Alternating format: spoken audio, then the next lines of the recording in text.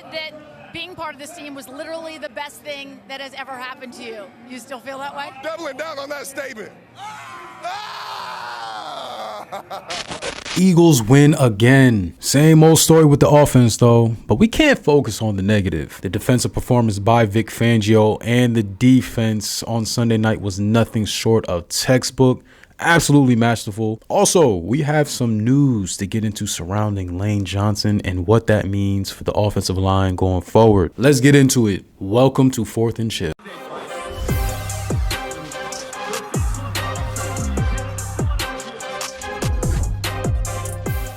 Eagles win another close one-score game at Lincoln Financial Field on Sunday night, beating the Detroit Lions 16-9 and advancing to 8-2. Look, the Eagles just took down one of the best scoring offenses in the NFL, complete domination.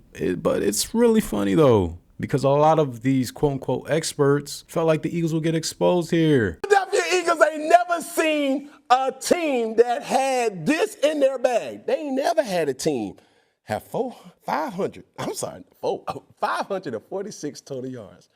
Not Green Bay, not the Broncos, not the Giants, not the Vikings, not their bye, not the Giants. You don't know now team that you ever done seen that's going to give you the issues that you're going to be faced with this week. 5 fourth down stops. 5 of them. Now, I get the weather played a part in Dan Campbell's decision to be risky and bold Sunday night, but it seemed like Fangio just had the upper hand and he had Detroit's offense in a box the entire night. Jared Goff was 14 of 37, and he threw for 255 yards, but he had a costly interception. The week before, he was 25 of 33 for 320 yards and 3 touchdowns. When teams play Philadelphia, they better get ready for a championship level style of defense, because that's what we saw on Sunday night. Straight domination. Look, I don't care if this sounds like a hot take. I don't care if it sounds like I'm out of pocket. But Vic Fangio is the best coach / coordinator on the Eagles coaching staff as of right now, and it's not even close. The Eagles did struggle early on in the first half of the season, and to be honest, that was mainly due to a lot of key starters being hurt and injured, and the pass rush was virtually non-existent. But it's like a broken record with me. Once you get the pass rush going, every other level to the defense feeds off of that. Like I said after the Packers game, if this defense gets healthier down the stretch, it will get spooky for other teams, and defenses win championships.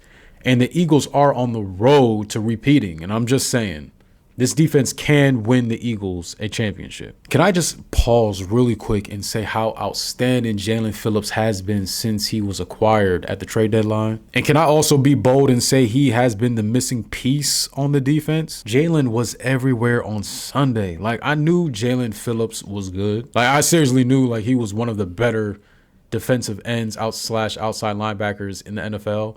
But him being this good right away is simply amazing. I mean, it seemed like he was in Goff's face all night. And here's the crazy part. He did all of this against the #1 rated right tackle in the NFL in Penei Sewell. Listen, y'all, looking at Phillips play every night for the Eagles, it's like a breath of fresh air, an answered prayer. I'm glad that he's finally on a winner and he can contribute the right way. So it will be interesting to see if he can continue this domination streak well into the playoff run. Quinyon Mitchell is having an all-pro season, and we have to admit it. And let me break down how good Q was against Detroit. Quinyon Mitchell only allowed 4 targets for 1 pass breakup, 0 catches allowed, and a 39.6 passer rating. Let's get even more spicy. When covering Amon-Ra St. Brown, Mitchell only allowed 0 catches on 3 targets for 0 yards. And he had a pass breakup. And I think most people forget that Q travels with opposing team's #1 wide receiver. He had an outstanding rookie season, but this year he is arguably a top 3 cornerback in this league right now. Jalen Carter and Jordan Davis were the brothers of SWAT on Sunday night. Batted pass after batted pass, and again, perspective on how good the Eagles team was on Sunday night. Jared Goff had a 37.8 completion percentage on Sunday night, which was the 9th lowest mark by a quarterback who had attempted 35 passes since 2005. and that's straight insanity. I also want to say I think Nakobe Dean is our defensive closer. The amount of impact plays he made in the fourth quarter on key downs was amazing. I know people were wondering how he would fit in when he came back from injury into the linebacker rotation, and he had a devastating patella injury last year, but he looks like he's even better than ever, playing like a absolute leader, and we will need him down the stretch. Here's what defensive coordinator Vic Fangio had to say about the defensive performance from Sunday night's game against Detroit. Yeah, first off, it was just overall good play by the guys. They executed the calls correctly with good energy and physicalness that you need to stop the couple runs that were run there, and then get tight in coverage. I think it's just good execution, and our guys believe that they can stop a short yardage play. The offense. Okay. Yeah. I mean, the offense is probably going to struggle for the rest of the season. I've just accepted it at this point. It looks stale, looks lifeless. They can't build off successful drives. They can't take advantage of short field positions. What we saw against Detroit was horrendous. I think it's 70% coaching. I think it's 30% players, and that's my honest opinion. And it's getting a little tiring at this point, watching the same struggles every time the Eagles line up on offense. It's like negative play after negative play, force-feeding Saquon, terrible route concepts, hitch routes out the wazoo. It's week 12. Kevin Patullo is still struggling as a signal caller, and it's the same old story. I am getting tired, y'all. And I think it probably would be best if Nick Sirianni grew a pair and said, you know what, Kevin, we're going to demote you. We're going to give someone else a look at signal caller. And I think that could be the breath of fresh air the offense needs. He's just not clicking with the talent that we have. This is not working. We just need to be honest. Like clockwork, here is what quarterback Jalen Hurts had to say about the offense. You have to have a level of grittiness to see things through and figure things out. And, in a game like tonight, I mean, they played lights out and they held things down. So we just got to continue to improve so we can elevate the level of complementary football we play. When I look at 5 stops on fourth down, as an offense, we've got to be able to capitalize on some of those, on all of those opportunities in short fields and when the defense is playing like that. So that's an area of growth for us.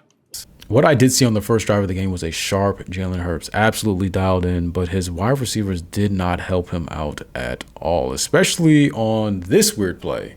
Yeah, this one. It looks like A.J. Brown beat his defender, but it looks also like he slowed up on the route. I don't know. What do you guys think? Does it look like the pass was overthrown, or does it look like AJ slowed up here?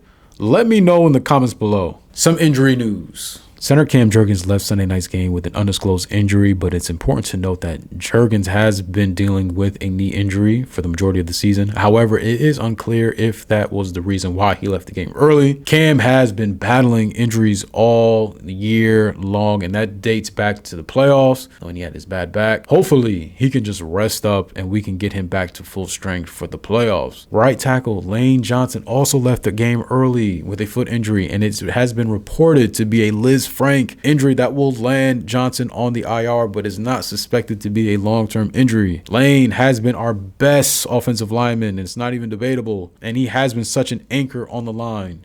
He will be missed, but I have confidence in Fred Johnson until he returns. Listen, y'all, it is Dallas week, and the Eagles need to continue their hot streak against their most hated rival in the NFC East. Also, it's Kelly Green jersey week, and the Eagles simply do not lose in those sexy Kelly Green jerseys. The stretch is going to get tough, y'all. Look at these next few opponents. The Eagles need to dial in on offense. They really do. The defense is going to take care of their part of the game, but the offense needs to get going. But at the end of the day, I have faith in the leaders on the team to kind of get us to where we need to be. They are winning. I can't complain too much. They are 8-2, and despite all the dysfunction that's going on, they are still finding ways to win ball games.